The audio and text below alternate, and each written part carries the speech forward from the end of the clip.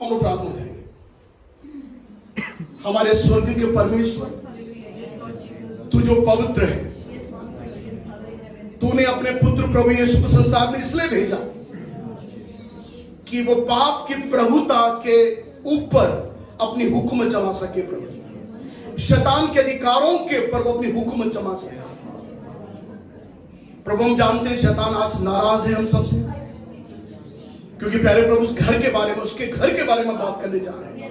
और यीशु के नाम से हम प्रार्थना करते हैं, हम सबों को शुद्ध कर प्रभु, अपने लहू से प्रभु जी हमें शुद्ध और पवित्र कर प्रभु, और उसका कोई भी निराशा, उसकी कोई भी बातें हम पर हावी ना हो सके।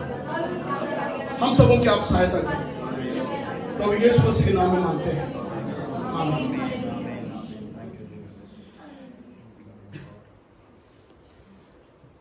बाइबल जो है वो एक दृढ़ सिद्धांतवादी भाषा में ये घोषणा करती है कि नरक है।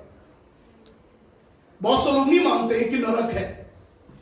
मसीही समाज में भी और मसीही धर्म में, जो धर्म माना जाता है सबों के लिए, उसमें भी ऐसे ग्रुप हैं जो ये कहते हैं नरक है ही नहीं बिल्कुल भी। तो ये उनकी बात बिल्कुल गलत है, क्योंकि बाइबल बड़े दृढ़ और सिद्धांतवादी भाषा में ये घोषणा करती है कि नरक है। पूरी बाइबल में 160 बार नरक के बारे में आया है, 160 बार, और यीशु ने अकेले ही 70 बार नरक के बारे में बताया।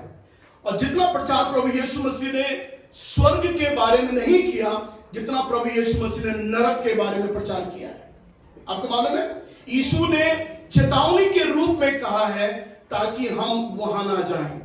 तो जब प्रभु यीशु मसीह संसार में था, यीशु मसीह ने इस दुनिया में सबसे ज्यादा नरक के बारे में बोला है। मालूम है आपको?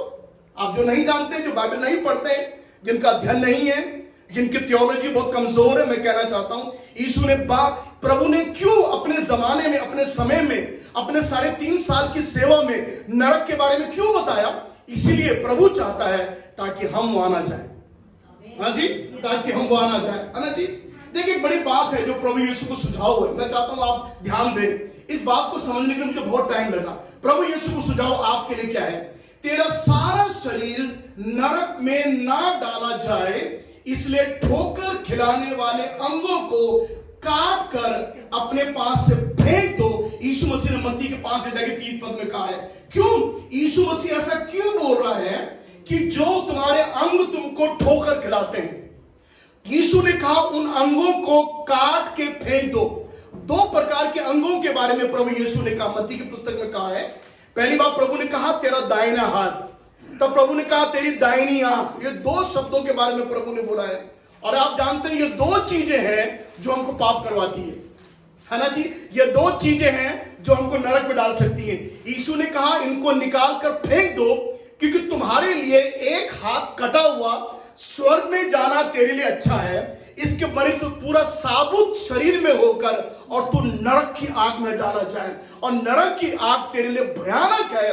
इसका मतलब प्रभु ये कहना चाहता है, यहां पर मैं, मुझे समझने में टाइम लगा उसको भी। इसका मतलब प्रभु ये कह रहा है कि अगर तुझे अपने अंग काटने में जो दर्द होगा, जो पीड़ा होगी, अच्छा है अगर तू उसको काट कर इस पीड़ा को सहले इस दुनिया में रहकर, इसके, क्योंकि वो जो पीड़ा नरक की है वो इस पीड़ा से भयानक है। आप समझ रहे हो? अंगों को काट, प्लीज मेहमान के मोबाइल को ऑफ कर दीजिए, क्योंकि देखिए सारा टाइम हमारा खराब हो रहा है। एक जो फ्लो होता है वो सब समाप्त हो जाता है, सारी आत्मा बुझ जाती है। प्लीज प्लीज प्लीज प्लीज मेहरबानी करके मोबाइल बंद कर दीजिए। ओके, सो आपका शरीर जो है, अगर साबुत शरीर नरक में डाला जाए वो अच्छा लगेगा, कि अगर एक हाथ नहीं है और आप स्वर्ग में जा रहे हैं वो अच्छा लगेगा? बोलिए बोलिए बोलिए। अगर आपका साबुत शरीर नरक में जा रहा है, प्रभु यीशु ने कहा वो ठीक नहीं है तेरे लिए, क्योंकि इसलिए प्रभु एक वार्निंग के तौर से कह रहा है, क्योंकि नरक जो है एक भयानक जगह तेरे लिए है। प्रभु नरक के बारे में जानते हुए, क्योंकि यीशु मसीह स्वर्ग और पृथ्वी का बनाने वाला प्रभु है, वो सारी बातें जानता है। थोमा ने प्रभु यीशु से कहा तू सब कुछ जानता है, हालेलुया, है ना जी, वो सब कुछ जानता है। ओके जी, नरक क्या है? अगर आपको लग रहा हो तस्वीर अच्छा लग रहा, आपको दिख रही है, नरक क्या है? नरक जो है, इसकी परिभाषा में नरक अनंत विनाश का दंड है। सुनिए ध्यान से, नरक अनंत विनाश का दंड है और इसकी परिभाषा बाइबल में पहला थिस्सलुनीकि की पत्री उसका 9 अध्याय के 7 पद में मिलता है। हम ये चाहते हैं आप इसकी परिभाषा को समझ जाइए। ये अनंत विनाश का दंड है। पहली बात तो ये विनाश है, दूसरी बात ये दंड है, और तीसरी बात जो बहुत घिनौनी है वो ये है, ये अनंत है। ये समाप्त नहीं होगी। एक बार मनुष्य नरक की आग में जाने के बाद वहां से उसका निकलना असंभव है, कोई उसको निकाल नहीं सकता है। इसीलिए नरक जो है वो अनंत विनाश का दंड है। नरक का अर्थ क्या है? इब्रानी भाषा में उसको शियोल बोला गया है, मतलब मरे हों की जगह। यूनानी भाषा में इसको हेट्स बोला गया है, ये भी मरे हों की जगह। इसको गहेना भी बोला जाता है, और इनका मतलब, सारे इन शब्दों का मतलब है नरक, अधोलोक, विनाश लोक, पाताल लोक, गड्ढा या कब्र। इसलिए यहोवा विटनेस एक बात बोलता है, यहोवा विटनेस बोलता है कोई नरक वरक नहीं है। जब इंसान कब्र में चला जाता है वो नरक है। नरक जो कब्र है, लेकिन उनकी अकल नहीं है उनकी, वो तो ये मीनिंग है सारे इनके, लेकिन लिटरली में कब्र हमारा नरक नहीं है। देखिए क्या है, और इसलिए मैंने आपको बता दिया ऑलरेडी। तो एक प्रश्न, इससे पहले कि हम आगे बढ़े, मैं एक प्रश्न डील कर रहा हूं, हालांकि प्रश्न आपको मुझसे पूछना चाहिए। प्रश्न क्या है? क्या प्रेमी दयालु परमेश्वर ऐसा कर सकता है? बोलिए। अभी प्रश्न मैं आपको मुझसे पूछना चाहिए, लेकिन मैं आपसे पूछ रहा हूं, क्या एक प्रेमी दयालु परमेश्वर ऐसा कर सकता है कि जिस मनुष्य को उसने बनाया उसको वो नरक में डाल दे? आप समझते प्रश्न को? कर सकता है ऐसा? अरे क्यों नहीं कर सकता? हाँ जी, मैं आपको बता देता हूं, परमेश्वर ऐसा कर सकता है क्योंकि बाइबल के अनुसार परमेश्वर न्यायी है। वो न्याय करने वाला, और न्यायी नहीं, वो धर्मी न्यायी है। इसलिए बाइबल लिखा वो आप ही जगत का न्याय धार्मिकता से करेगा, लिखा हुआ है। परमेश्वर धर्मी न्यायी है, और वो न्याय करने वाला परमेश्वर है। क्योंकि उसका न्याय धार्मिकता में होता है, इसलिए मनुष्य को नरक में जाना पड़ेगा। उदाहरण के लिए, आप किसी का मर्डर करते हैं तो आपको फांसी नहीं होनी चाहिए? आप ये कहना चाह रहे हैं ना, आपको फांसी नहीं होनी चाहिए? बोलिए बोलिए, होनी चाहिए आपको फांसी, क्योंकि आपने एक दूसरे की हत्या करी है। वही है, क्योंकि जब सरकार आपको कानून के अनुसार, जब आपको दंड मिलता है और आपको फांसी हो सकती है, उसी प्रकार परमेश्वर जो सच्चा न्याय और धर्मी परमेश्वर है, वो ऐसा क्यों नहीं करेगा? और परमेश्वर ने शुरू से न्याय किया है। परमेश्वर ने आदि से लोगों को दंड दिया है। आइए हम लेते, शुरू से ले लेते हैं। मैं आपको जल्दी बता देता हूं। अदन के बगीचे में आदम और हव्वा को परमेश्वर ने दंड दिया, उनको अदन के बगीचे से बाहर निकाल दिया। गेट आउट, निकल जाए ऐसे। पहली बनाए हुए बच्चे थे, निकाल दिया उनको। परमेश्वर न्यायी और धर्मी परमेश्वर है। नूह के जमाने में क्या हुआ? हजारों हजारों लोग डूब के मर गए। जल पर ले आया, सारे लोग समाप्त हो गए। सदोम और अमोरा में क्या हुआ? बोलिए। आग और गंधक गिरा, कितना पूरा शहर नाश हो गया। और बोलते ही चले जाऊंगा मैं तो आपको। ये दंड है, ये एक ऐसा दंड है जो परमेश्वर मनुष्य को इसलिए देता है क्योंकि उनके पापों के कारण से, उनके अधर्म के कारण से परमेश्वर उनको दंड देना जरूरी होता है। एक उदाहरण मैं आपको दे रहा हूं। अमा जी बोलिए नहीं, बिल्कुल। एक उदाहरण मैं आपको दे रहा हूं। हमारे जब बच्चे गलती करते हैं, बड़ी गलती, हम थप्पड़ क्यों मारते हैं उनको? बोलिए बोलिए, हम क्यों मारते हैं बच्चों को थप्पड़? आपके बच्चे ने बहुत बड़ी गलती करी है, आप घुमा के उनको जोर से क्यों मारते हैं? बोलिए। आपको नहीं मारना चाहिए, दंड देने के लिए। यस, क्योंकि आप एक धर्मी पिता हैं, मतलब परिवार में आप धर्मी अच्छे पिता हैं। आप चाहते हैं आपका बच्चा बिगड़े ना, इसीलिए जब आप, इसका मतलब आपका, अगर आप ये कहते हैं परमेश्वर को दंड नहीं देना चाहिए, इसका मतलब आपको अपने बच्चों को थप्पड़ नहीं मारना चाहिए। इस तरह से आप समझ रहे? देखिए मैं लॉजिक दे रहा हूं आपके सामने, मैं आपको एक बता रहा हूं कि सच्चाई क्या है। जब आप अपने बच्चों को थप्पड़ मार सकते हैं, एक लात मार सकते हैं, तो परमेश्वर भी आपको दंड दे सकता है। क्यों? क्योंकि परमेश्वर धर्मी है, और धर्मी नहीं, वो न्याय परमेश्वर है। और लिखा हुआ है वो आप ही जगत का न्याय धार्मिकता से करेगा। नगर की उत्पत्ति, नरक की जो उत्पत्ति है उसके बारे में आप जानना चाहते हैं? उसके बारे में यह कि नरक की उत्पत्ति कैसे, किसके लिए हुई है? नरक मनुष्य के लिए नहीं बनाया गया है। सब ध्यान दीजिए, मनुष्य नरक के लिए नहीं बनाया गया है। आप और मैं नरक के लिए नहीं बनाए गए हैं, है ना जी? किसके लिए बनाया? नरक किसके लिए बना है? यीशु मसीह ने ये बात बोली। देखो यीशु मसीह कितनी बड़ी बात कर रहा है। मत्ती के 25:11 पर लिखा हुआ है, तब वो बाएं वालों से कहेगा, हे श्रापित लोगों, मेरे सामने से उस अनंत आग में चले जाओ जो किसके लिए है? जो शैतान और उसके दूतों के लिए तैयार किया गया है। इसका मतलब नरक जो है वो शैतान और उसके दूतों के लिए, आपके लिए, मेरे लिए नहीं है। लेकिन क्या होता है, नरक की जो उत्पत्ति है वो शैतान और उसके दूतों के लिए है। ये शैतान दूत क्या है? तमाम शैतानी ताकतें, तमाम अंधकार की शक्ति, भूत प्रेत की सामर्थ्य, जितनी गंदी आत्माएं हैं, और ये सारी चीजें जो आकाश में इफिसियों के 5 अध्याय में लिखा हुआ है, ये सारे जितने उर्दू में कहते हैं जितने शैतान के फर्जंद हैं, ये सारे जो उसके लोग, उसके दूत हैं, नरक दरअसल उनके लिए बनाया गया है, आपके लिए, मेरे लिए नहीं।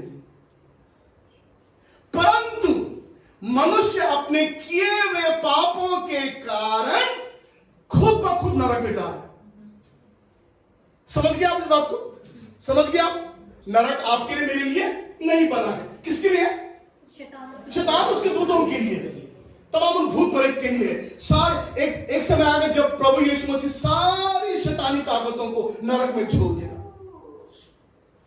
लेकिन मनुष्य के लिए नहीं बनाया गया। मनुष्य ने क्या करा? मनुष्य ने स्वयं पाप किया, स्वयं अधर्म किया, और ऐसे ऐसे घिनौने पाप किए जिस कारण से बाइबल लिखा हुआ है मनुष्य खुद ब खुद स्वयं अपने आप वो नरक की ओर जा रहा है। ऐसे सैड थिंग, एक्चुअली हमारे लिए नहीं था, लेकिन हमने कमा लिया, हमने जाने की सोच ली, इसलिए हम लोग उसकी तरफ जा रहे हैं। नरक का परिमाप क्या है? उसकी लंबाई चौड़ाई क्या है नरक की? आप जानना चाहेंगे कितना बड़ा नरक है? देखिए, सब जानते हैं पाप अधिक है, धार्मिकता कम है, इसलिए नरक बड़ा होता जा रहा है। मालूम है आपको?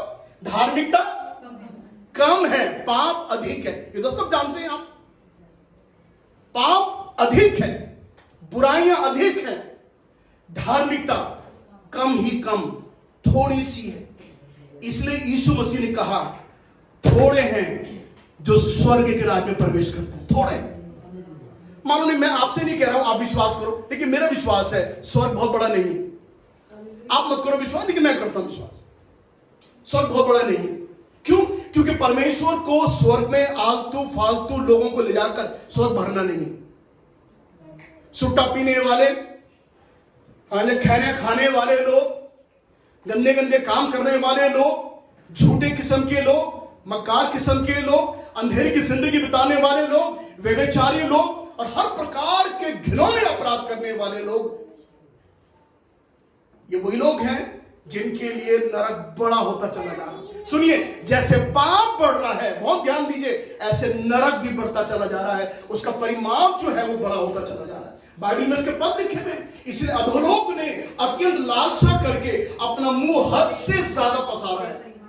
नरक ने क्या करा? अधोलोक ने अपना मुंह पसारा ऐसे खोलकर, लिखा बेइंतहा ज्यादा से ज्यादा पसारा है, ताकि उन लोगों का विभाव, भीड़ भाड़ और आनंद करने वाले लोग, मौज मस्ती करने वाले लोग, भीड़ भाड़ लोग, दुनिया में जो मौज मस्ती कर रहे हैं, वे सब के सब कहां चले? उसके मुंह में चले जाए। ये कौन लोग हैं? ये वही है जो भीड़ भाड़ है, आनंद और मौज मस्ती करने वाले लोग, ये वो लोग हैं। हाँ जी, तो नरक में क्या खड़ा हुआ? अपना मुंह खुला हुआ, आ जाओ, सब आ जाओ। हाँ जी, जैसे अधोलोक और विनाश लोक, वैसे मनुष्य की आंखें भी तृप्त नहीं होती है। नीति वचन में लिखा हुआ है, सुनिए, जैसे हमारी आंखें तृप्त नहीं होती, वैसे नरक भी बिना पापियों के तृप्त नहीं होता। हाँ जी, उसमें भी वो कहता आओ ना, आओ जितने लोग हो, तुम्हारा घर ही यही है, तुम्हारी मेंबरशिप यहाँ है, तुम्हारा बाप शैतान यहाँ बैठा हुआ है, तुम्हारे भाई बहन तमाम दुष्ट की शक्तियां, तमाम उसके दूत यहाँ नरक में है, आओ बेटा तुम भी आ जाओ, आ जाओ बेटा तुम भी आ जाओ। तो नरक क्या कर रहा है? मनुष्य को इनवाइट कर रहा, आ जाओ बेटा तुम भी आ जाओ। अतः प्रभु यीशु मसीह की बात भी सुन लीजिए, सकेत फाटक से प्रवेश करो, क्योंकि चौड़ा है वो फाटक और सरल है वो मार्ग जो विनाश की ओर ले जाता है। और लिखा हुआ बाइबल पढ़िए, और बहुत सारे लोग जो उसमें क्या करेंगे? प्रवेश करेंगे। कितने लोग? बोलिए कितने लोग? बहुत सारे। ये मैं नहीं कह रहा, ये यीशु मसीह ने मत्ती के 7 अध्याय में कहा, बहुत सारे लोग हैं जो उसमें प्रवेश करेंगे। अब आप देख रहे नरक कितना बड़ा है, उसका परिमाप कितना बड़ा है, उसकी लंबाई चौड़ाई कितनी बड़ी है। वो दिन ब दिन बड़ा होता चला रहा है। जैसे मनुष्य पाप कर रहा है, नरक बड़ा होता चला जा रहा है। देख लीजिए, ये एक बड़ी दुख की बात है, कई लोग बातों को समझते नहीं है। नरक की एक विशेषता है, आप जानना चाहते हैं? नरक की विशेषता यह है कि वहां का कीड़ा नहीं मरता और वहां की आग नहीं बुझती। ये नरक की विशेषता है। आप जानते हैं, नरक की विशेषता यह है कि जहां का कीड़ा नहीं मरता और वहां की आग नहीं बुझती। वहां की आग जो है वो अनंत है, वहां के कीड़े अनंत है। अनंत जानते? अनंत का वर्ड क्या मतलब होता है? मैं आपको भी सिखाऊंगा आगे अनंत का मतलब क्या होता है। नरक की कितनी अवधि है? मनुष्य नरक में डालने के बाद कितने समय वो नरक में रहेगा? है? देख लीजिए, जब मनुष्य संसार में आता है, देखिए फोटो देखिए ऊपर आप, ये सब मेरी बनाई नहीं है सब फोटो। जब मनुष्य जब पैदा होता है, उसके बाद इस संसार में मनुष्य की अवधि होती है। जैसे एक इंसान 70 साल जीता है, उसकी अवधि ड्यूरेशन है उसका 80 साल, 85 साल। अब उसने पूरे जमाने में कभी देसी घी खाया तो 80 साल, बस उसके बाद उस घंटी बदलना जरूरी है उसकी। यह है, मनुष्य आया है तो जाएगा भी जरूर। तो हर एक की एक अवधि है, हर चीज का। सब्जी की एक अवधि होती है, मानो सब्जियों की, जितना देर खाओगे बाद में सब्जी सड़ जाएगी। फलों का एक अवधि होती है, फल अगर आप खाएंगे जितने समय बाद में वो सेब भी सड़ जाते हैं, केले काले हो जाते हैं, उनकी अवधि होती है, उनका ड्यूरेशन होता है। आपकी गाड़ियों, जो गाड़ी आपके घर में है उसकी एक अवधि होती है। हर चीज की एक ड्यूरेशन है, लेकिन नरक का कोई ड्यूरेशन नहीं है, उसका कोई भी वो नहीं है। और नरक जो है वो टाइमलेस है। इट इज टाइमलेस है, उसका कोई टाइम नहीं है, इतने समय से लेकर इतना समय तक। मैं आपको उदाहरण देता हूं, जब एक इंसान जेल जाता है, जेल जाने के बाद में वो जाएगा, माना उसको जज से ये मिला है कि वो 10 साल के लिए जेल जाएगा। हो सकता है कि वो 8 साल पहले ही वो छूट जाए, 10 साल ना बैठा पर बाहर कुछ खिलाया पिलाया, वकीलों को कुछ करा, और हाई कोर्ट में जज को भी खरीद लिया, कुछ कर लिया, 10-15-20 लाख देकर उसको उसकी जो सजा कम कर दी। तो 10 साल 8 वाला 5 साल में 4 साल में बाहर निकल कर आ जाता है। तो उस इंसान के लिए एक होप है, एक आशा है, यदि मैं जेल में जाऊंगा तो मैं बच तो जाऊंगा बाहर वकीलों को पैसा खिलाकर। लेकिन नरक में जाने के बाद में वहां कोई आपका वकील नहीं आपको मिलेगा, जो आपके बिहाफ में परमेश्वर से लड़ेगा और कहेगा, हे परमेश्वर इसको यहां से नरक से बाहर निकाल दे। कोई ऐसा नहीं कर सकता है। It is timeless. इसका कोई टाइम नहीं है, इसका कोई अवधि नहीं है। मालूम ये कैसा है? ये ऐसा है जैसे, ये देखिए मैंने राउंड एक ये लिया, आपको समझने की कोशिश करें। ये टाइमलेस, अगर हम ये कहते हैं ये मनुष्य की अवधि है, यहां से शुरू हुआ तो ये एंड हो गया, चलो एंड तो हो गया, कोई बात नहीं। लेकिन आप जानते हैं टाइमलेस कैसा है? अगर आपने यहां से शुरू करा है और आप सोचते मैं यहां एंड करूंगा, नहीं एंड नहीं हो पाएगा, अभी आपको घूमना है। आप बोलते चलो मैं यहां एंड कर लेता हूं, आप यहां पे एंड नहीं कर सकते, ये राउंड है और आप ऐसे ही घूमते रहेंगे। This is called timeless. ये अनंत है, नरक अनंत है। आप यहां जाकर रुक नहीं सकते, चलो बाहर निकल जाओ, कोई बात नहीं, मेरा मन नहीं कर रहा, मैं नरक में रहना नहीं चाहता, मैं बाहर निकलना चाहता हूं। नहीं, अगर आप चले गए, एक बार आप अंदर घुस गए, ये टाइमलेस है, ये अनंत है। मनुष्य को अनंत काल के लिए उसमें डाल दिया जाएगा, उसको कोई अवधि नहीं है, नो ड्यूरेशन, कोई अवधि इसकी नहीं है। इसलिए मैंने कुछ शब्दों को लिया है, वो अनंत काल है। बाइबल जो शब्द यूज करती है, युगानुयुग, सदा सर्वदा के लिए है, और लिखा हुआ बाइबल में इसलिए, और वो अनंत दंड भोगेंगे। यीशु ने कहा मत्ती के 25 अध्याय के 46 पद में, और वे लोग अनंत दंड भोगेंगे, अनंत दंड। आप जरा सोचिए, अपने कान खोल लीजिए, अगर आप हिंदी समझते हैं तो बहुत अच्छी बात है। अनंत दंड एक ऐसा दंड है जो टाइमलेस है, उसमें कोई समय नहीं है। अब आप जरा सोचिए, अब आप सोचिए क्या हो सकता है आगे चलकर। और ये मैं बहुत डरावनी बात आपसे करने जा रहा हूं। लिखा हुआ मैन डाइज पर मेमोरी डोंट डाई। मैं आपको बाइबल से बताऊंगा इस बात के बारे में। मनुष्य मरता है परंतु उसकी याददाश्त, उसका अनुभव नहीं मरता। मालूम है आपको? आप जानना चाहते हैं खाद की बात? और ये चीज मुझे बहुत डर, मैं कई बार डर जाता हूं इस बात के बारे में सोच के। इंसान मर तो गया है लेकिन उसकी याददाश्त नहीं मरती। इसीलिए एक यहूदी, उसमें यहूदी शास्त्र के अनुसार एक तालमुद जो है, यहूदी शास्त्र है। ये तालमुद यहूदी शास्त्र के अनुसार, बहुत ध्यान से देना, मैं बड़ी बुद्धिजीवी की बात कर रहा हूं आपसे।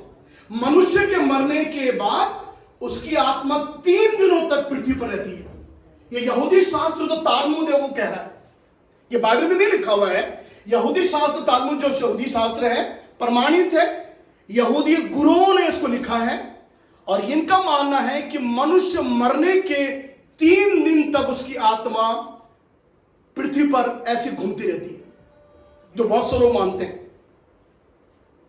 इसका मतलब यह बड़ा डरावना है। आप जरा सोचिए भैया कि मनुष्य के मरने के बाद, बाहर तो क्रियाक्रम चल रहा है उसका, लोग रोध हो रहे हैं, लकड़ियों के लिए तैयार हो रही है, उसके लिए सब कुछ हो रहा है, बक्सा बन रहा है उसके लिए, लेकिन उसकी 3 दिन उसकी आत्मा है इस संसार में ही भ्रमण करती है, वो देखती है,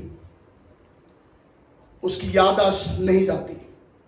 we don't lose our memory. मैं आपको उदाहरण दे रहा हूं उसका। जब वो आदमी, धनवान व्यक्ति नरक में डाला गया, अधोलोक में डाला गया, मैं आपको 2 बातों को अलग अलग करने जा रहा हूं।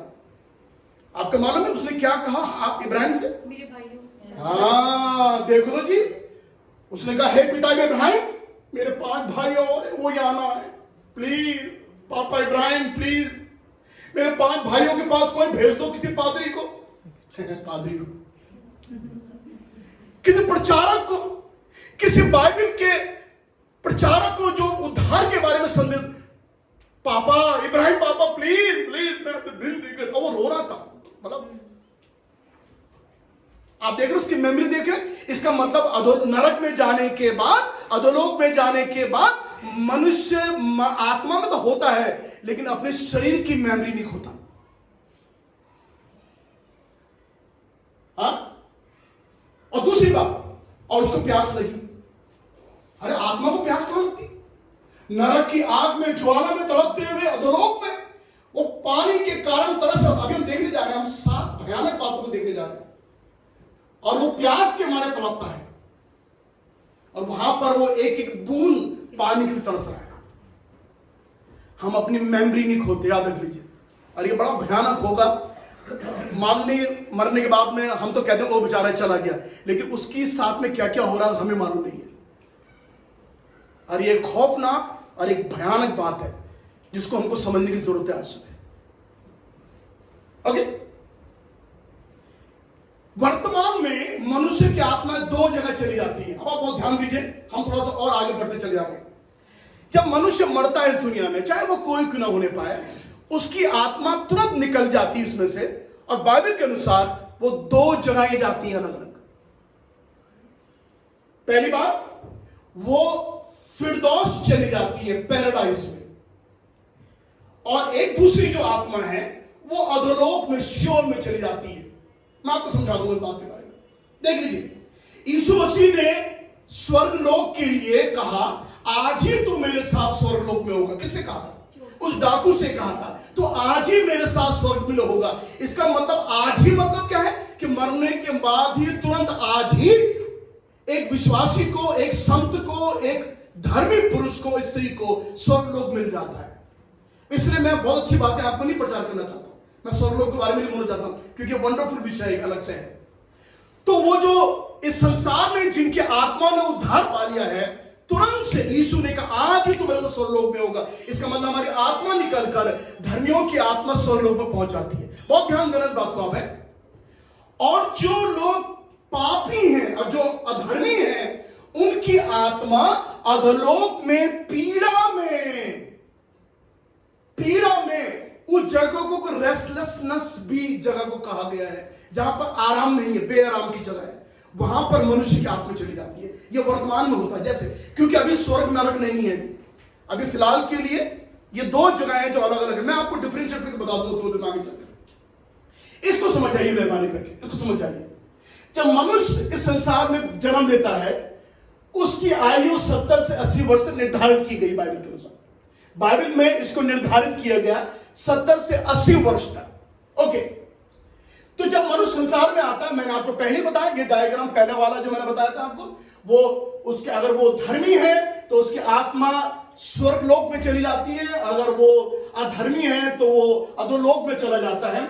उसके बाद में क्या होगा, ये सारे जो लोग इन दो लोक में हैं, इनका पुनरुत्थान होगा। दोनों, मैं बताने जा रहा हूं आपको, ये दोनों जी उठेंगे, इन दोनों को शरीर मिलेगा, जो अधोलोक में है, जो स्वर्गलोक में। उसके बाद न्याय होगा, और न्याय के बाद उसके बाद में स्वर्ग और नरक होगा उसके बाद में। ओके जी, ये बहुत खास बात है, इसको हम समझने की कोशिश करें। हम आगे बढ़ रहे हैं। पापी की दो अलग जगह ठहराई गई है, पापी के लिए, है ना जी। मनुष्य की दो जगह ठहराई गई है। पहले अधोलोक, जिसको बाइबल में जगह जगह पाताल बोला गया है, और बहुत इंटरेस्टिंग बात, उर्दू की बाइबल में भी उसको पाताल बोला गया है। उसके बाद में नरक को विनाश लोक बोला गया है हिंदी में, और उर्दू में उसको जहन्नुम बोला गया है। देखिए, मैं भाषाओं में बहुत काम करता हूं, मैं बहुत हाई स्टडीज करता हूं, ताकि मैं इन शब्दों को सही तरह से इनको फिट कर सकूं। समझ रहे हैं आप? पापी की आत्मा के लिए ये दो जगहें तैयार की गई है। पहली बात, कुछ समय जब तक न्याय नहीं होता इंसान का, तब तक उनकी आत्मा अधोलोक में अर्थात पाताल में चली जाती है, और उसके बाद न्याय होने के बाद वे लोग विनाश लोक अर्थात नरक में डाल दिए जाएंगे, जिसको उर्दू में हम जहन्नुम बोलते हैं लोग, है ना जी। ये इस प्रकार से बाइबल में दो बातें लिखी हुई हैं। इसीलिए मैं जब इस पद को पढ़ा, अय्यूब कहता है 26 अध्याय 6 पद में, death is naked before God. मृत्यु जो है, अधोलोक जो है, वो परमेश्वर के सामने नंगा है। देख लीजिए, परमेश्वर आपकी और मेरी मृत्यु को नंगा देखता है। It is before God. और तब लिखा हुआ, death and destruction lies open before the Lord. ये प्रोवर्ब्स की किताबें भी, नीतिवचन की पुस्तक में लिखा हुआ है। और उर्दू की भाषा में मुझे बहुत अच्छा लगा पढ़ के, पाताल जिसके हुजूर खुला है और जहन्नुम बेपर्दा है। परमेश्वर के सामने पाताल खुला हुआ है, अधोलोक खुला हुआ है, परमेश्वर खुला हुआ देख रहा है उसको, और लिखा हुआ जहन्नुम जो है वो बेपर्दा है। और तब एक पद है, पाताल और जहन्नुम खुदाउन के हुजूर खुले हुए। पाताल और जहन्नुम खुदाउन प्रभु यीशु के हुजूर खुले हुए हैं, उनको कोई बंद नहीं कर सकता है। देख लीजिए, तो ये दो जगह हैं जो एक पापी की है, एक तो अधोलोक है और दूसरा जहन्नुम है, वो विनाश लोग हैं, जिसको हम लोग नरक कहते हैं। नरक अभी नहीं है, फिलहाल हमारी जो आत्माओं के बारे में आपको बता देता हूं जल्दी से। ओके, जब मनुष्य मरता है, उसकी मृत्यु होती है, तो उसकी आत्मा निकल कर जहां से वो आई है वो चली जाती है। समुपदेश की पुस्तक उसके 12 अध्याय 7 पद में लिखा हुआ है। पढ़िए कोई जरा मेहरबानी करके कोई इसको। तो मिट्टी ज्यों की त्यों मिट्टी में मिल जाएगी। हाँ जी। और आत्मा परमेश्वर के पास, हाँ, जिसने उसे दिया, हाँ, लौट जाएगी। तो आपके अंदर जो आत्मा परमेश्वर दी, ये प्रभु ने दी है, हमारे माँ बाप ने नहीं दी। हमारे माँ बाप ने हमको शरीर दिया केवल। ओके, तो लिखा हुआ जहां से ये आई है, ये वापस वहीं चली जाएगी। बहुत से लोगों के सर से उड़ रही है, क्षमा करें मुझे बोलते हुए, लेकिन मैं क्या करूं। मृत्यु होता है, मृत्यु का मतलब होता है सेपरेशन। इसका मतलब मृत्यु जो शरीर को आत्मा से अलग कर देती है, और आत्मा चली जाती है, शरीर यही छूट जाता है। यह मृत्यु की परिभाषा है। इसी प्रकार से हमारी आत्मा, और उसका मनुष्य की आत्मा तुरंत से वर्तमान में, जैसे मनुष्य अभी 1 घंटे बाद मरेगा, तुरंत से उसकी आत्मा अधोलोक में उतर जाएगी। और ये एक प्लेस ऑफ टॉर्मेंट है, ये पीड़ा की जगह है। नासा के वैज्ञानिकों ने इसका तापमान जब देखा, और मैं आपको बता चुका जब मैंने आपको पढ़ाया था अधोलोक के बारे में, है ना जी, करीब 2400 से 3000 सेंटीग्रेड इसका तापमान है। जो मनुष्य एकदम से चला जाता है, मरने के बाद अधोलोक में चला जाता है, उस गड्ढे में चला जाता है, उसका ये, और यहां पर मनुष्य केवल पीड़ा में रहता है। टॉर्मेंट, पीड़ा की जगह है केवल यहां पर। ओके, अधोलोक क्या है? और बाइबल के अनुसार अधोलोक जो है वो एक पीड़ा की जगह है, समझ जाइए, जहां बिना उद्धार पाए गए मृतक लोगों की आत्मा है अंतिम न्याय की प्रतीक्षा करने के लिए कैद हो जाती है। समझ गया? अगर आज मनुष्य मरता है तो उसकी आत्मा उस गड्ढे में चली जाती है, और ये कब तक रहती है? जब तक न्याय नहीं होगा। अभी न्याय नहीं हुआ है, अभी नरक स्वर्ग नहीं है। सुनिए, आपको थोड़ा समझने की कोशिश करना चाहिए। बहुत से लोग गलत पढ़ाते हैं, सिखाते लोगों को। नरक और स्वर्ग मालूम कब है? न्याय के बाद। न्याय के बाद। अभी न्याय नहीं हुआ किसी का, ना आपका न्याय हो ना मेरा, किसी का न्याय नहीं हुआ है। इसीलिए आप पूछेंगे, सर अगर न्याय नहीं हुआ तो मेरे मरने के बाद मेरी आत्मा का क्या होगा? मैं बता तो रहा हूं बात आपको। आप अधोलोक में आत्मा उतर जाती है, और वो अंतिम न्याय की प्रतीक्षा करने के लिए वो आत्मा कैद हो जाती है। और धर्मी की आत्मा स्वर्गलोक में चली जाती है। लिखा हुआ जहां प्रभु यीशु मसीह ने जाकू से कहा, आज ही तू मेरे साथ फिरदौस में होगा। ओके, ये अधोलोक की बात है यहां पर में, ठीक है जी। और लिखा हुआ इसके बाद में, इसलिए अधोलोक नरक नहीं है। अगर आप सोचते हो गलत है तो ये आप ये सोचते तो गलत है इस तरह से।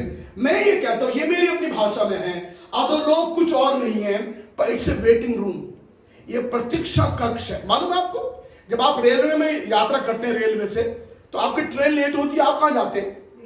है ना, वेटिंग रूम में थोड़ा आप वेट करते हैं। मेरी ट्रेन अभी 4-5 घंटा लेट है। फ्लाइट में भी ऐसा होता है। अभी तो लोगों ने एयरपोर्ट में बना दिया है, आप वहां पर आराम से लेट जाइए एसी में, बढ़िया पैर लंबे करके। It's a waiting room. तो जब तक अंतिम न्याय नहीं होता है, तब तक हम उन लोगों की आत्माएं एक वेटिंग रूम में कैद रहती हैं। और जो बाइबल पढ़ते हैं, मैं आपको एक गुड न्यूज कहता हूं, जल्दी बताता हूं। यही वो जगह थी जहां यीशु ने 3 दिन जाकर कैदी आत्मा को प्रचार किया। मालूम आपको, पहला पत्रस के पत्र में लिखा। ये वो जगह थी जो कैद में थी आत्माएं। और ये आत्माएं कौन थी? जिन्होंने नूह के जमाने में तौबा नहीं करी थी, जो पश्चाताप नहीं किया था। खैर, अब मैं चाहता हूं आप कंफ्यूज ना हो। ओके, सो अधोलोक में आपकी आत्मा उतर जाती है। वहां पर वो रेस्टलेस रहती है, क्योंकि वो नरक नहीं है अभी। वो एक ऐसी जगह है जहां मनुष्य उस गर्मी में वहां बैठा रहता है।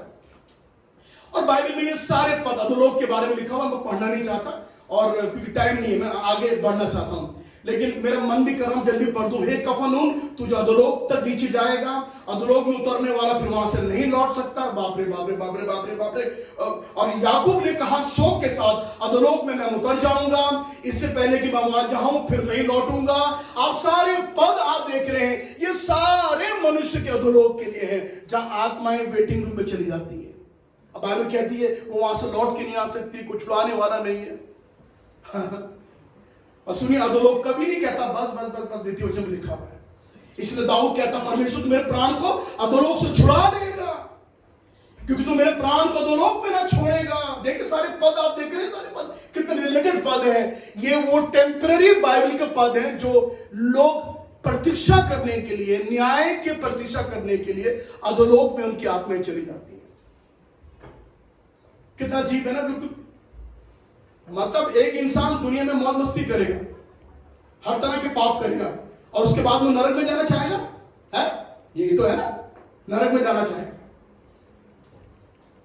आप मनुष्य की फितरत देखिए। आप अगर आप कहीं वो शादी में भी जाता है, तुमको सोफा देखता है बैठने के, है ना, और कुर्सियां लगी हुई, वहां नहीं बैठेगा। वो कहां बैठना चाहेगा?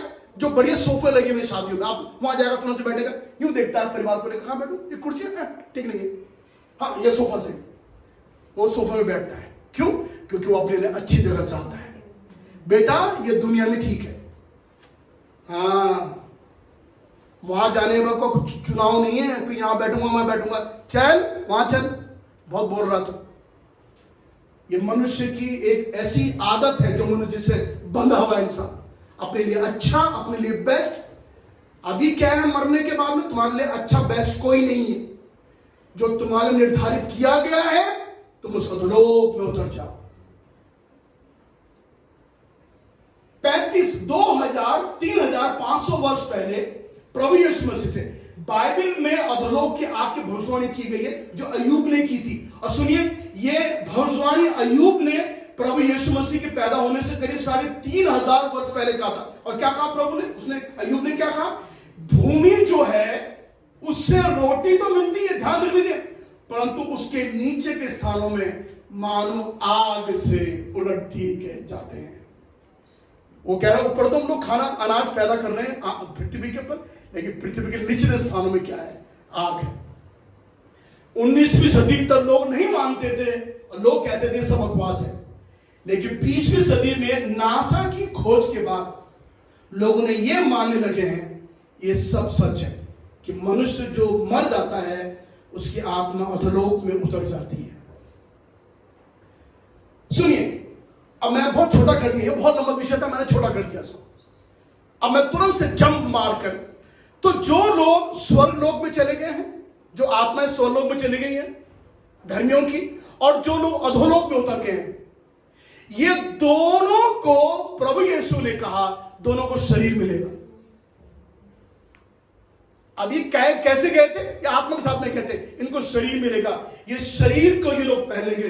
इसलिए किसी बाइबल में जो वर्ड यूज नहीं किया गया, एक शब्द जो किसी भाषा में नहीं किया हुआ गया, केवल हिंदी में, जाने कैसे भैया इन्होंने हिंदी में शब्द को किया हुआ है, और वो है सबसे पहली बात मृतकों स्थान। ये मृतकों स्थान जो है, ये वो स्थान है जो शरीर पहने हुए नरक के लिए जाएंगे, और पुनरुत्थान वो होगा जो शरीर पहने हुए स्वर्ग में जाएंगे। सो दो प्रकार का पुनरुत्थान होगा। मैं पद आपको दे देता हूं कि आप कंफ्यूज ना हो जाए। लिखा हुआ है, पढ़िए, ये मेरे प्रभु ने कहा। हालेलुया। देखिए यीशु मसीह कितने बार कह रहे हैं बात के बारे में, हमने कभी सोचा भी नहीं कि प्रभु कितना कुछ कह रहा है और उसको हम नजरअंदाज करते चले गए। जाने कितने ईसाइयों ने इस बात को नजरअंदाज किया हुआ है। क्या लिखा हुआ है, जिन्होंने भलाई की वे जीवन के पुनरुत्थान के लिए जी उठेंगे, और जिन्होंने बुराई की वे दंड के पुनरुत्थान के लिए जी उठेंगे। दोनों जी उठेंगे, अधोलोक वाले भी जी उठेंगे, स्वर्ग के लोग जी उठेंगे। इन सबको शरीर दिया जाएगा। और एक बात में फिर यहोवा विटनेस के आपको कह देना चाहता हूं, जो लोग, मैं इसलिए कह रहा हूं क्योंकि चर्च हम बाहर तो नहीं बोलते क्या, ताकि लोगों को बुरा ना लगे। आप जानते हैं यहोवा विटनेस की एक दलील है, और मुझे बड़ी बुरा लगा सोचे। उनका मानना है कि वो ये कहते हैं, देखो कई बार लोग कैसे कैसे बहस करते हैं, वो ये कहते हैं कि बाइबल में लिखा हुआ है कि मनुष्य दांत पीसेगा, नरक में जाकर दांत पीसेगा, ऐसा करेगा। तो वो ये कहते हैं जो बुढ़े हो गए, वो जिनके दांत नहीं है, वो कैसे दांत पीसेंगे। ये मजाक नहीं है, मैं बता रहा हूं आपको। आप समझ, आप देखें लॉजिक, यहोवा विटनेस का लॉजिक ये है, नरक में कोई चीज नहीं है। इसलिए नहीं है कि मानव को बुढ़ा डाला जाएगा तो उस नरक, बुढ़े के दांत तो होंगे नहीं, तो वो दांत क्यों क्या पीसेगा। ऐसे आदमी को बोलूंगा, बोले बेटा तू यहां पर आ जा, घुटनों में आप बैठे बाइबल लेकर, मैं तुझे बताना चाहता हूं, और तब आप उनको बाइबल के पद ये दे सकते हैं, ये वाला, हाँ जी, उनके पद दिया जाता है। और एक पद और भी है कि जो भूमि के नीचे सो गए हैं उनमें से बहुत जाग उठेगी, तो लिखा हुआ है, और सदा के जीवन के लिए, और कितने नाम धराई, और सदा तक अत्यंत घृणित ठहरने के लिए जी उठेंगे। तो मैं भी अभी उस प्रश्न का उत्तर देने वाला हूं आपको। तो यहोवा विटनेस कहता है जिनके दांत नहीं है वे दांत क्यों पीसेंगे, जो बुढ़े बुजुर्ग लोग हैं। तो मेरे पास आ गए, मैं बोलूंगा हे मूर्ख, आप सबसे महामूर्ख हो, क्योंकि आपको नहीं मालूम, आपने बाइबल ढंग से नहीं पढ़ी, आप नहीं जानते हमको एक नया शरीर दिया जाएगा, और जब नया शरीर दिया जाएगा तो दांत नहीं मिलेंगे क्या। आप समझ रहे हैं। देखिए आप दलील देखिए, आप लोगों से कर सकते हैं इस बात के बारे में। और मैं आपसे यह कहना चाहता हूं कि दो प्रकार के पुनरुत्थान। एक तो मृतों का स्थान होगा जो प्रकाशित वाक्य के 20 अध्याय में मिलता है। मृतों का स्थान वो स्थान है जिसमें लोग शरीर पहने हुए नरक के लिए जाएंगे, और पुनरुत्थान उनका होगा जो शरीर पहने हुए स्वर्ग के लिए चले जाएंगे। उसके बाद सब लोग अपने अपने शरीर को लेकर बाइबल के अनुसार वो सब परमेश्वर के उस सवे सिंहासन के पास खड़े होंगे। ऐसा बोले हालेलुया। इसको देख के मुझे डर लग रहा है, हालांकि एक तस्वीर है, एक काल्पनिक चीज है। सारे लोग अधोलोक से निकलकर, वो सारे अधर्मी स्वर्गलोक से उतरकर शरीर को पहनकर सब लोग परमेश्वर के सवे सिंहासन के पास खड़े होंगे। मुझे व्हाइट थ्रोन बहुत पसंद है, मेरे पेट मैसेज है, कभी चाहा मैं प्रचार करूंगा इसको। ये सफेद जो सिंहासन है, इसलिए मुझे सफेद सिंहासन बहुत अच्छा लगता है, क्योंकि मेरा परमेश्वर पवित्र है और वो अपने पवित्र सिंहासन पे बैठा हुआ है। और सारे वे लोग जो स्वर्गलोक के हैं और जो अधोलोक के हैं, वो परमेश्वर के सामने उस न्याय के दिन के लिए खड़े होंगे, और वहां सारे मनुष्य का न्याय किया जाएगा, सब लोगों को न्याय किया जाएगा। और बाइबल में लिखा हुआ है हमारे कामों के अनुसार हमारा न्याय होगा। जो काम आप नहीं किया, सोच के करना जो काम आप करेंगे। अगर भलाई के काम करेंगे, धर्मी काम करेंगे, आप जीवन के लिए जी उठेंगे।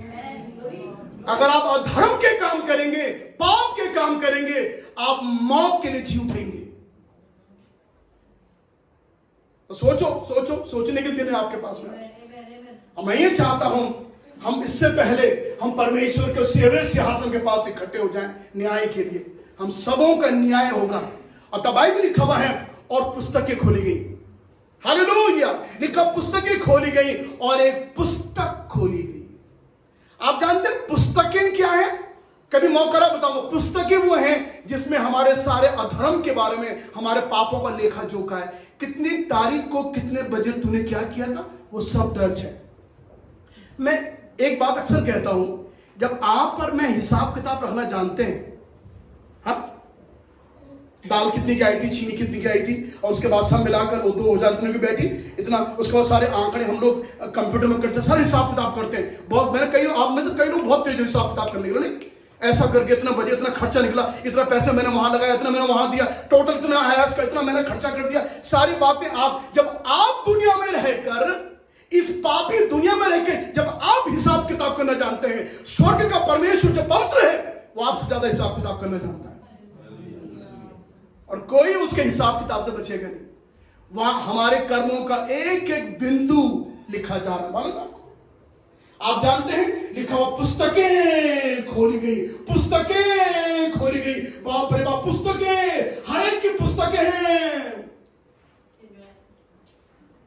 मेरी पुस्तकें, गंभीर भाई की पुस्तक है, आनंद भाई की पुस्तक है, हम सबों की पुस्तकें हैं, वो खोली जाएंगी और उसके बाद उसके अनुसार हमारा न्याय किया जाएगा। हाँ जी, और सुनिए, और तब एक पुस्तक खोली जाएगी और लिखा हुआ है जिस किसी का नाम इस जीवन की पुस्तक में ना मिला, दिस इज हेल, और ये उसके बाद परमेश्वर उसको नरक की आग में झोंक देगा। लिखा हुआ जो दूसरी मृत्यु है उसके बाद। और ये वास्तविक नरक है, ये नरक है जिसमें मनुष्य को नरक की आग में, और बाइबल में लिखा हुआ है लेक ऑफ फायर, आग की झील में उसको डाल दिया जाएगा। ये सारे न्याय के बाद में, उसके कर्मों के हिसाब किताब के बाद में। अब आप कितने भी देख लीजिए, अब आपके कर्म जो हम लोग करते हैं, जो पाप हम करते हैं, जो धर्मी काम हम करते हैं, जो अच्छे काम करते हैं, अब आप सोच लीजिए आप क्या काम करते हो। आप सोचो अपने बारे में, मुझे कुछ कहने की जरूरत नहीं है, हम बहुत समझदार हैं। और जब आपका नाम जीवन की पुस्तक में नहीं मिला, वो आग की झील में डाला गया है, और ये है वास्तविक नरक। दिस इज रियल है ना जी। अतः बाइबल में लिखा हुआ है पर डरपोकों और अविश्वासियों और घिनौने और हत्यारों और व्यभिचारियों और टोरों और मूर्ति पूजकों और सब झूठों का भाग उस झील में मिलेगा जो आग गंधक से जलेगी, कभी कभी जल जाएगी, कंटिन्यू लिखा हुआ है, और वो जलती रहती है। आप समझ रहे? और कौन लोग, उनकी लिस्ट लिखी हुई यहां पर, उन लोगों का नाम लिखा हुआ है। घिनौने लोग, हत्यारे लोग, मूर्ति पूजक लोग, व्यभिचारी लोग, झूठ बोलने वाले लोग, हर तरह के लोगों का भाग उस आग और गंधक की झील में होगा। मैं तेरे बता रहा हूं क्योंकि मुझे 7 बातें आपसे करनी है। और ये मनुष्य के लिए सदा का उसका घर है जिसमें मनुष्य को रहना है। थोड़ी सी उंगली जलती है, आई मां, मम्मी मेरी उंगली जल गई, ठंडे से बर्फ लाओ, बर्फ जल्दी से बर्फ निकाल कर हम बर्फ से अपनी उंगली ठंडा, जरा सी उंगली जली जाता नहीं, कुछ जला नहीं है। जब हमारी थोड़ी सी उंगली जलने में हमारा ये हाल हो जाता है। सदा के घर में आग में ही बैठे रहना है और ये आग मनुष्य को जलाएगी परंतु भस्म नहीं करेगी। और ये खास बात आप सुन लीजिए आज सुबह के वक्त में, नरक के लोग चाहते हैं कि संसार के लोग यीशु में विश्वास करें। मालूम है आपको, नरक के लोग चाहते हैं कि संसार के लोग यीशु में विश्वास करें। आप जानते हैं, there is a high demand from hell. नरक से एक बहुत बड़ी डिमांड है कि नरक के लोग कह रहे हैं परमेश्वर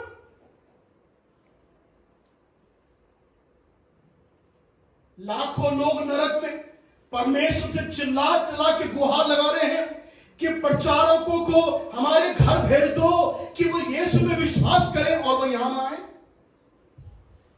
ये नरक की डिमांड है। सुनिए ध्यान से, जो लोग नरक जो अनुभव में चले गए हैं वही कह रहे हैं, भैया हे परमेश्वर, मेरा भैया यहां ना आए, मेरी दीदी ना आए, मेरी माँ जिसको मैं बहुत प्यार करता हूं, मेरे पापा जिसको मैं बहुत प्यार करता हूं, मेरे बच्चे जिसको मैं बहुत प्यार करता हूं, हे प्रभु, हे परमेश्वर, वो यहां ना आए।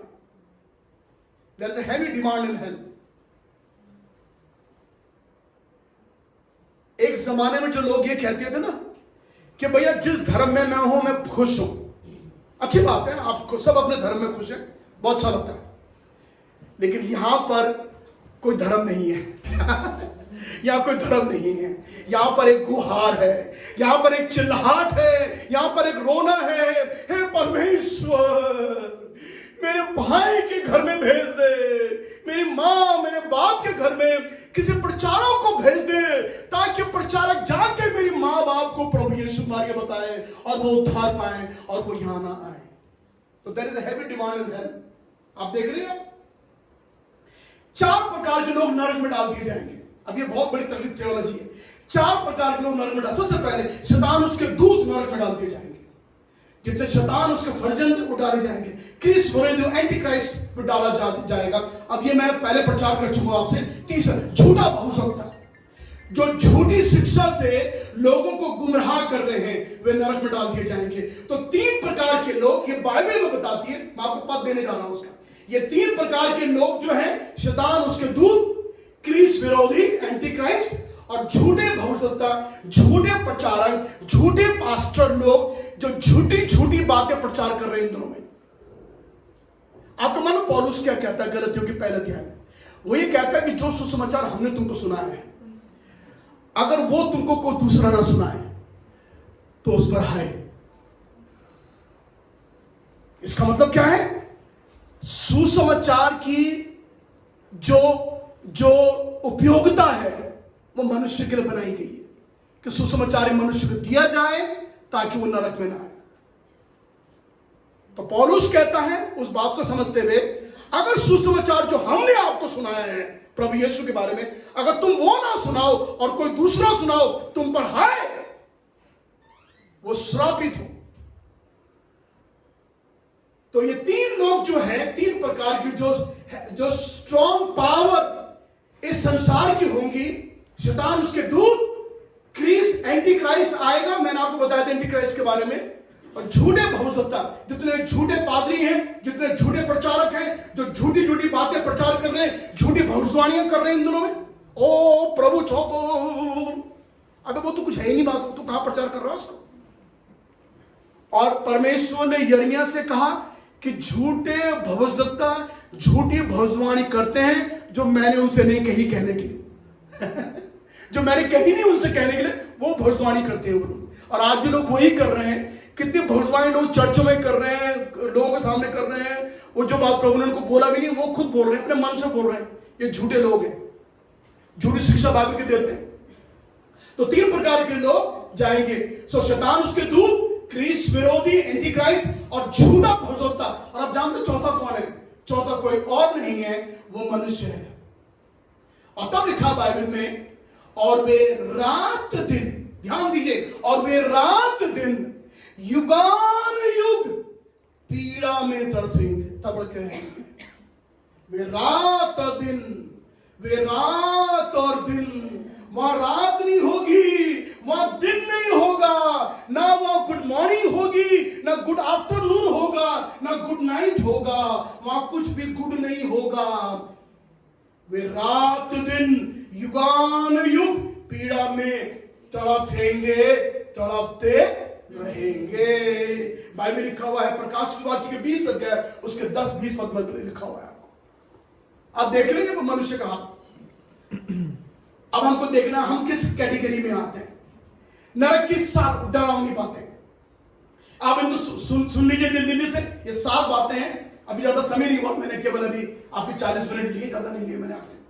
ओके, सबसे पहली बात, नरक जो है वो दंड का स्थान है। ये एक ऐसी जगह है जहां किसी को, जैसे किसी को फांसी दी जाती है, फांसी की जगह। आपने कभी मैं चाहूंगा आप किसी का यूट्यूब देखें, जब किसी को फांसी दी जाती है भारत में, देखना कभी आप। मैं आपसे बताऊं, आप देख नहीं पाएंगे इस वीडियो को। जिसको फांसी दी जाती है, उस फांसी की जगह में क्या क्या होता है, कभी आप देखो यूट्यूब में डालकर, आप देख नहीं पाएंगे। मैं आपको दावे से कह रहा हूं, वो इतना डरावना, इतना खौफनाक होता है। मनुष्य के गले में फंदा डाल के उसको मार डाला जाता है, एक जिंदा आदमी को मार डाला जाता है। नरक वही है जहां पर मनुष्य अनंत दंड भोगेंगे। फांसी की सजा जैसे दी जाती है, वैसे मनुष्य के लिए थोड़ी देर की फांसी नहीं होगी, वो अनंत दंड की फांसी होगी। मनुष्य उस दंड से बाहर नहीं आ सकता है जल्दी से। नंबर 2, वो पीड़ा का स्थान है। और पीड़ा ही नहीं है, उस इब्राहिम ने उस धनवान व्यक्ति से कहा, देख इब्राहिम तो यहां आनंद से है, परंतु तू तड़प रहा है। मतलब इब्राहिम ने उस धनवान व्यक्ति को तड़पते, लिटरली तड़पते देखा। और तड़पता कैसा आदमी?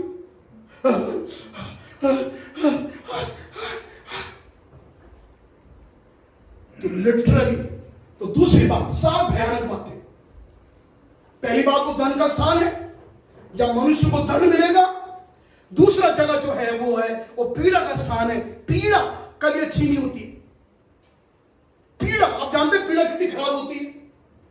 स्त्रियां जानती हैं, जब उनको पीड़ा से वो एक बच्चे को पैदा करते हैं, उस पीड़ा को देखो, वो पीड़ा कुछ भी नहीं है जो पीड़ा नरक की होगी। नंबर 3, वो आग और गंधक का स्थान है। अर्थात वहां झील है, आग की झील है जो परमेश्वर ने वहां तैयार की है। वे आग और गंधक की झील में डाले गए। उसमें आग है और उसमें गंधक सरफेस पड़ा हुआ है इसमें। तो उसकी जो आग है वो लाल नहीं होती। अब जानते जब गंधक पड़ जाता है तो आग पीली पीली हो जाती है, और वो आग की जो तपन है वो 4 गुना बढ़ जाती है। मालूम है आपको? आग नहीं रहती, उसकी तपन बढ़ जाती है। बाइबल लिखा हुआ है वो आग और गंधक की झील है। हाँ जी, उसको बॉटमलेस पिट भी बोला गया है, और उसको अतः कुंड भी बोला गया है, और आग की झील है जिसमें इंसान चला जाता है। उसके बाद चौथी बात, वो कीड़ों का स्थान है। वो कीड़ों का स्थान है जहां पर कीड़े हैं। अब मैं आपको बहुत ज्यादा एग्जैगरेट नहीं करना चाहता इस बात को लेकर, पर मैं आपसे यह कहना चाहता हूं। मैंने बताया कि नरक जो है वो आग और कीड़ों से बना है। मैंने पहले बताया विशेषता यह है, कीड़े। आज आपको चावल में कीड़ा मिल जाए, आप चावल वो भात खाना पसंद करेंगे आप? माना आपने चावल बनाया, बड़ी खुश के बासमती के चावल बनाया आपने, और बासमती के चावल में एक कीड़ा आपको दिख जाए, आप खाना पसंद करेंगे? कोई नहीं खाना पसंद करता है। तो बाबा वो तो पसंद नहीं कर रहे हो, बेटा यहां की तैयारी है कि नहीं? इन कीड़ों के साथ रहने की तैयारी है कि नहीं? और सुनिए, जब आग में, किसी भी आग में आप एक केचुआ डाल दीजिए, वो केचुआ तुरंत मर जाता है। आप जानते हैं नरक की आग की विशेषता क्या है? उसकी आग की विशेषता यह है कि वो आग, कीड़े वो आग पकड़ के वो कीड़े पनपते हैं, वो कीड़े मरते नहीं। क्योंकि बाइबल में लिखा हुआ है ना तो वहां की आग बुझती है और ना ही कीड़ा क्या होता है। हाँ, जितनी उनको आग मिलेगी वो अजीब कीड़े में, जितनी आग मिलेगी वो पनपेंगे, वो मरेंगे नहीं। ओ प्रभु दया करें हम पर, परमेश्वर हम पे अनुग्रह करें। जब आप एक चावल में कीड़े को आप खा नहीं सकते हैं, तो जब कीड़े खाएंगे नरक की उस भयानक आग में, फिर क्या होगा? इसलिए कई लोग प्रचार नहीं करते। इसमें कहते मत बोलो, क्या क्यों बोलना है बातें, क्यों सिखाया जाए, अच्छी बातें बोलो ना। कई बार लोग बोलते लोग, हम अच्छी ही बातें क्यों बोले, हम अच्छी ही बात बोलते लोगों को क्यों गुमराह करें? जब एक कीड़ा आपका ये हाल करता है? एक वर्म आपके पेट में होता है, आए मर गया था, अरे पेट पकड़ के बैठ, क्या हो रहा, दर्द हो रहा पेट में, हाय मर गई मैं तो। एक कीड़ा जब ये हाल कर सकता है, कल्पना कीजिए जो कीड़ों के साथ रहेंगे उनका क्या हाल होगा। पूरे दुनिया में एक कोरोना के कीड़े ने क्या हाल किया मालूम है आपको? एक कोरोना का जो एक कीड़ा था उसने दुनिया में क्या हाल किया। मौत का नंगा नाच मचाया दुनिया में, हजारों हजारों लोग मरे हैं। उनके रोने वाले नहीं थे, उनके लोग छूने वाले नहीं थे कि वो अपने अपने प्यारे लोगों को छू लें, उनको छूने से उनको मना किया जा रहा था। एक कीड़े ने पूरे दुनिया में इतना कमाल कर दिया मेरे प्रियो। जब एक कीड़ा इतना कर सकता है, नरक की आग के कीड़े क्या करेंगे? जाने कितने कोरोना बैठे हुए नरक की आग में। इसीलिए प्रभु यीशु दुनिया में आया ताकि आप बहन कीड़ों से बच जाएं। हालेलुया। यीशु मसीह ने गुड फ्राइडे का ड्रामा नहीं किया क्रूस पर। हेलो मेरे भाई बहनों, जैसे हम चर्चों में गुड फ्राइडे का ड्रामा करते हैं, एक यीशु मसीह बन जाता है, लोग उसको कील ठोकते हैं, उसके पैरों में उसको मारते हुए ले जाते हैं, शहरों में लोग ड्रामा करते हैं। मेरे यीशु ने क्रूस पर कोई ड्रामा नहीं खेला, वो ड्रामा नहीं था, वो हकीकत थी। लोगों ने अपनी आंखों से यीशु को क्रूस पर मरते हुए देखा। उस भयानक मृत्यु से, उस भयानक मृत्यु की आग से, उस अनुभव से यीशु गुजर गया ताकि आप और मैं नरक के अनुभव से बच जाए। आप क्या सोचते हैं हम लोग पागल हैं क्या? पागल है हम अगले महीने की 2 दिन की मीटिंग कर रहे हैं क्या? हम पागल हैं कि बड़ी बड़ी सभाएं हमारी इज्जत करते हैं? हम पागल हैं क्या? लाखों लाखों रुपए लोग इन्वेस्ट करते हैं। अभी जो क्रूसेड हो रहा है वहां पर रायपुर में, लाखों रुपए खर्च कर रहे हैं उसके लिए। तमाम ये लोग जा रहे हैं, सब प्लेन से फ्लाई कर रहे हैं, सब जा रहे हैं वहां पर, हजारों लोग उस मीटिंग में आने जा रहे हैं। वो पागल है क्या? बड़े बड़े लोग लाखों रुपए खर्च करके यीशु का प्रचार करते हैं, वो पागल है क्या? लोग इंटरनेट के थ्रू सुसमाचार प्रचार कर रहे हैं, वो पागल है क्या? वो पागल नहीं है मेरे प्रियो। हाँ, वो यीशु के पागल है लेकिन वो एक सुसमाचार आपको देना चाहते हैं, एक खुशखबरी आपको देना चाहते हैं ताकि आने वाले भयानक कीड़ों से, तमाम उन कोरोना से जो पड़ा हुआ है, उससे आप और मैं बच जाए। हालेलुया, धन्यवाद हो। और फिर एक भयानक बात और है, 5वीं बात, वहां प्यास है, पानी। मैं आपको बताऊं, अगर आप एवरेज लगाएं तो लोग जाड़ों से ज्यादा गर्मियों में पानी पीते हैं, जाड़ों से ज्यादा गर्मी में पीते हैं। अभी हम लोग पीछे प्लास्टर किया, अभी कुछ दिन पहले मैं पीछे गया दोपहर में और थोड़ा मैंने काम किया। मैं सब बता रहा हूं आपको, मैं 1-2 घंटे वहां पर रहा और प्यास के मारे मेरे पूरे हाथ, इतना पानी मैंने जाड़ों में नहीं पिया। मैं तुरंत घर आया स्कूटर लेकर, मैंने 3 गिलास पानी पिए। मैं इतने बुरे तो प्यास मुझे लग गई, बाप रे, अरे प्यास। क्योंकि इन दिनों में मैं इस स्टडी को तैयार कर रहा हूं, तुरंत से प्रभु ने याद दिलाया, अच्छा तुझे इतनी प्यास लगी, तो सोचता नहीं लोगों के बारे में जो प्यास से तड़फेंगे। और उसकी जीती जाती एक उदाहरण है, जब वो धनवान व्यक्ति टाला गया, उसने इस बात को व्यक्त करा हे इब्राहिम, मैं प्यासा हूं, मैं प्यास से तड़फ रहा हूं, किसी को भेज दे कि अपनी उंगली का सीरा पानी में डुबोकर मेरी जीभ को ऐसे ठंडा कर दे। हैं? ठंडा कर दे। मनुष्य एक एक बूंद के लिए, एक एक बूंद के लिए चिल्लाएगा, कोई आपको देने वाला नहीं होगा। उसने पुकार कर कहा, हे पिता इब्राहिम, मुझ पर दया करके लाजर को भेज दे कि वो क्या करे, ताकि वो अपनी उंगली का सीरा पानी में भिगोकर मेरी जीभ को ठंडी करे। क्यों? क्योंकि मैं इस ज्वाला में तड़फ रहा हूं। अब मैंने आपको बताया, गर्मी में हम ज्यादा पानी पीते हैं, और नरक में जो प्यास लगने का कारण वो यही है, सिंपल रीजन यही है, क्योंकि आप एक हीट में और टू मच हीट में, एक्सट्रीम गर्मी में जब वहां पर है तो प्यास का लगना लाजमी है, प्यास लगेगी। यीशु ने मरने से पहले कहा मैं प्यासा हूं, मालूम है आपको? यीशु ने अपने मृत्यु भोगने से पहले यीशु ने क्रूस पे कहा मैं प्यासा हूं। मैं क्या कहना चाहता हूं आपसे कि प्रभु यीशु मसीह जब प्यासा है मरने से पहले, तो उसने अपने क्रूस पर उस नरक को अनुभव कर लिया, उस प्यास को, क्योंकि यीशु जानता था क्रूस पर चढ़ने, नरक में जाने के बाद मनुष्य का ऐसे ही हाल होगा जैसे मुझे आज प्यास लगी है। यीशु ने आपके मेरे लिए नरक की प्यास को भी अनुभव कर लिया, ताकि आप और मैं नरक की प्यास को अनुभव न कर सकें। हालेलुया। कई बार ये तो 7 कर्मों का एक कर्मा है, अभी 2 तारीख में लोग चर्चों में प्रचार करेंगे, किसी को मालूम ही नहीं है बात, और लोग जाने क्या बोलेंगे। मैं आपसे ये कहना चाहता हूं, यीशु ने आपका मेरी प्यास उस क्रूस पर महसूस कर ली। यीशु ने कहा मैं प्यासा हूं, सचमुच में प्यास लगी थी उसको, और यीशु को कोई पानी देने वाला नहीं मिला। आप जरा सोचो, किसने उसके मुंह पे पानी नहीं दिया? पानी तो नहीं दिया, और क्या दिया? आप जानते क्या उसको दिया? वो पीने वाली चीज नहीं थी। मैं आपसे कहना चाहता हूं, उसको पानी मिला। आप देखो, उसको पानी नहीं दिया। एक नरक में जाने वाले आदमी को पानी नहीं है, कोई पानी देने वाला भी नहीं है। यीशु ने नरक को क्रूस पर महसूस कर दिया, आपके लिए, मेरे लिए, ताकि हम ये महसूस करने पाए, नरक में मुझको भी पानी नहीं दिया जाएगा, और कोई पानी गिलास मेरे पास लेके नहीं आएगा। Hello, very very important.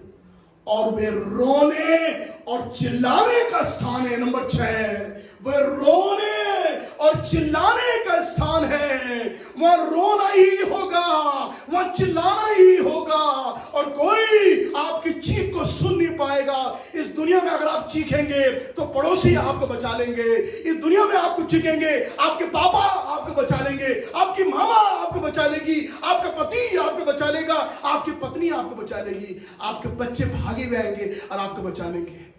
लेकिन उस आग में चिल्लाने से कोई भी बचाने वाला नहीं होगा। एक साइकोलॉजिकल एक रिसर्च के अनुसार एक मनुष्य केवल 8 मिनट तक लगातार हो सकता है। मालूम है आपको? एक मनुष्य जो है, एक रिसर्च की गई है जिसमें यह कहा गया है इंसान केवल 8 मिनट तक कंटिन्यू रो सकता है।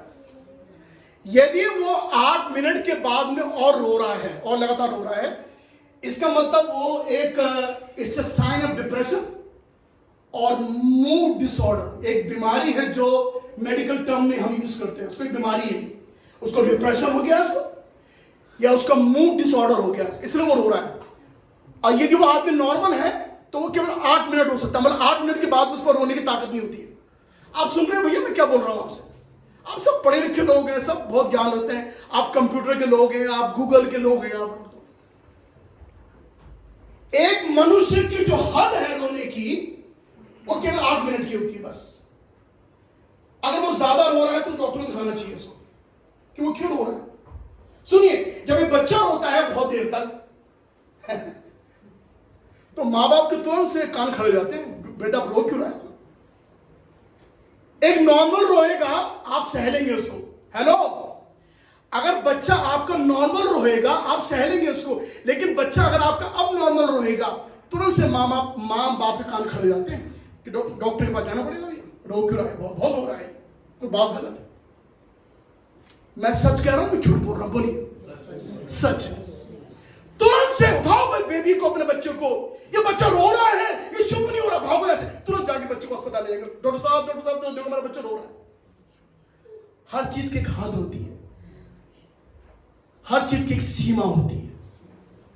लेकिन मालूम है आपको, मनुष्य केवल 8 मिनट तक रोने की क्षमता रखता है, लेकिन नरक की आग में यह अनंत काल का रोना है, अनंत काल का रोना है। मनुष्य अनंत काल के रोएगा, और जब वो रोएगा ही नहीं, बाइबल का वो अपने साथ दांत पीसेगा, उसका दांत पीसना उसके साथ में।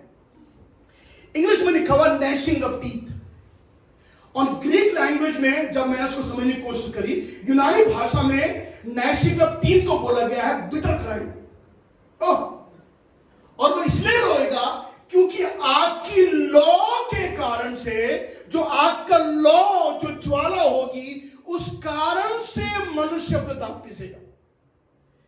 वैसे एक बीमारी भी होती, रात में कई लोग दांत पीसते ऐसे करते, रात में कई लोग, आपने सुना कई लोग रात में दांत पीसते हैं तब सोते हैं, तो सुबह में तुरंत बोलते हैं क्या बात है, रात में दांत पीट रहा था, क्या बात है। ऐसी आवाजें, आप जरा सोचो, दुनिया के सारे लोग जब दांत कीट रहे हैं, नरक में कितनी भयानक किस्म की आवाज आ रही होगी।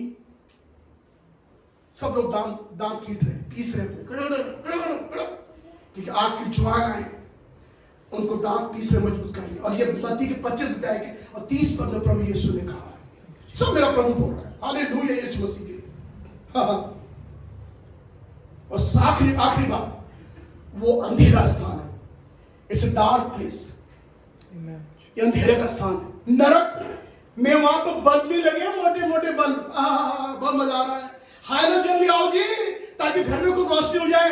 बेटा अब रोशनी छोड़ो, अंधेरे की आदत डाल लो, अंधेरे में रहना है, गुप्त अंधेरे में रहना है। तो अय्यूब कहता है नरक के विषय में 10 अध्याय के 21-22 पद में, वहां अंधेरा ही अंधेरा है। अय्यूब कह रहा वहां अंधेरा ही अंधेरा है। यीशु मसीह ने मत्ती 30 में कहा, इस निकम्मे दास को बाहर अंधेरे में डाल दो, जहां रोना और दांतों का पीसना है। So it's a dark place. मालूम है अंधेरा क्यों है नरक में? मैं आपको तर्जुमा देना चाहता हूं। नरक में दुष्टता और पाप अंधकार का प्रतीक है ना जी। जब आप जानते हैं, जब मैं अंधकार की रोशनी के बारे में प्रचार कर, आपको याद होगा, और एक बात मैंने आपसे कही थी कि जितने भी पाप मनुष्य करता है उसमें अधिकतर आदमी अंधेरे में करता है।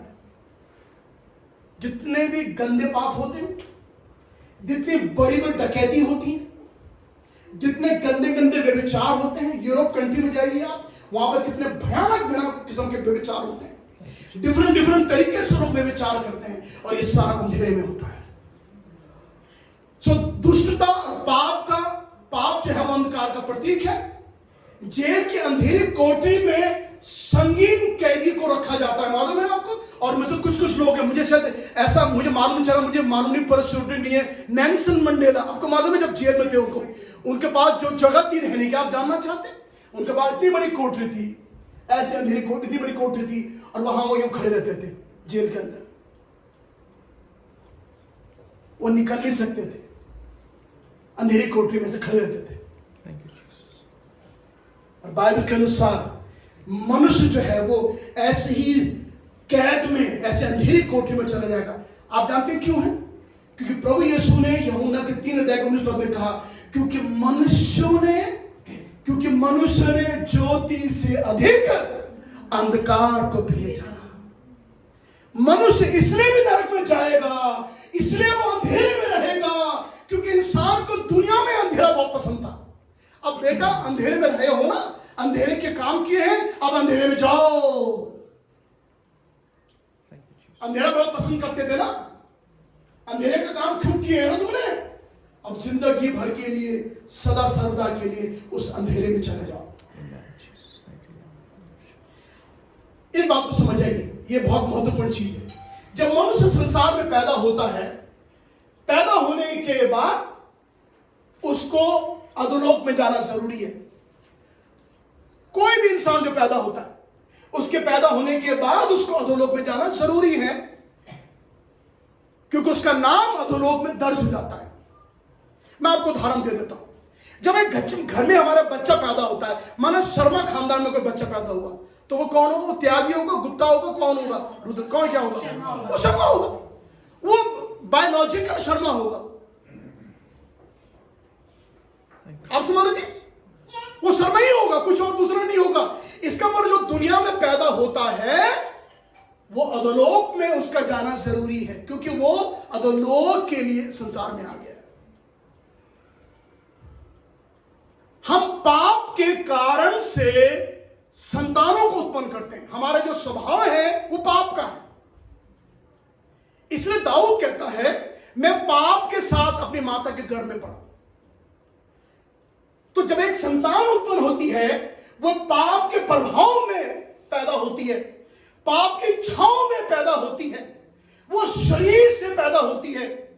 स्त्री पुरुष के अपने इच्छाओं से वो बच्चे पैदा करते हैं, और जब ऐसा करते हैं तो लाजमी है वो पाप में है, और जो पाप में है उसको मरने के बाद अधोलोक में जाना जरूरी है। तो आप चाहे ना जाए, आपको पसंद आए ना आए, लेकिन आपको जाना जरूरी है। लेकिन आप उस वहां का जो रजिस्ट्रेशन है उसको आप कैंसिल कर सकते हैं। और इसलिए बाइबल में लिखा हुआ है, वो नहीं चाहता कि कोई नाश हो, वरन सबको मन फिराव का अवसर मिल जाए। इसलिए प्रभु यीशु मसीह ने इस संसार में आने के बाद आपको, मुझको, जो अधोलोक में जाने वाले हैं, जिनका रजिस्ट्रेशन अधोलोक में हो चुका है, उसके लिए प्रभु उसको दूर करने के लिए इस संसार में क्रूस में यीशु मसीह ने अपने प्राण दे दिए, क्योंकि वो नहीं चाहता कि कोई नाश हो जाए। यीशु केवल हमारा पंजीकरण रद्द कर सकता है। नरक में जाना पक्का है, नरक में जाना श्योर है, लेकिन उससे हम बच सकते हैं। जब तक आप पर में जीवित हैं, हम बच सकते हैं। वहां का रजिस्ट्रेशन जो हमारा हो गया है, हमारा जो नाम दर्ज हो चुका है, वहां पर हमको जाना ही है, हमको पक्का जाना है, वो रद्द हो सकता है। कौन कर सकता है इसको? लिखा यीशु रद्द कर सकता है। सुनिए ध्यान से, यीशु ने हमारे सब अपराधों को क्षमा किया और विधियों का वो लेख जो हमारे नाम और हमारे विरोध में था, मिटा दिया। यीशु ने जो विरोध हमारी ओर था, जो नाम हमारा लिखा हुआ था, दर्ज किया हुआ था, यीशु ने क्रूस पर उसको मिटा दिया। और क्या कर दिया? उसको क्रूस पर कीलों से जड़कर सामने से हटा दिया। हालेलुया, धन्यवाद हो प्रभु का। ये एक लिस्ट थी, आपके पापों की लिस्ट बनी हुई थी। कब कौन सा पाप की लिस्ट बनी हुई थी? यीशु मसीह ने क्या करा? आपकी लिस्ट को लेकर क्रूस पर ऐसे कीलों से जड़ दिया और परमेश्वर के सामने से ऐसे लिस्ट को हटा दिया। हालेलुया। इसीलिए अगर आपका रजिस्ट्रेशन, आपका पंजीकरण अगर नरक से हट सकता है, तो केवल एक है दुनिया में जो हटा सकता है, और उसका नाम यीशु है। हालेलुया। वो राजाओं का राजा और वो प्रभु का प्रभु है। वो आपका रजिस्ट्रेशन हटा सकता है, क्योंकि यीशु ने आपके विरोध में जो चिट्ठी लिखी गई थी, आपके नाम पर हर एक के नाम का विरोध चिट्ठी बनी हुई है। यीशु ने उसको हटा दिया और लिखा हुआ। उसके बाद में क्या करा? तब प्रभु कहता है, अनंत जीवन उसका है, उस पर दंड की आज्ञा नहीं होती। यीशु ने कहा उस पर दंड की आज्ञा नहीं होती। वो न्याय भी नहीं आता, वो न्याय में नहीं आएगा, परंतु वो मृत्यु से पार होकर जीवन में प्रवेश कर चुका है। हालेलुया। करेगा नहीं, नए नियम में लिखे करेगा नहीं, वो ऑलरेडी कर चुका है। इसलिए कर चुका है।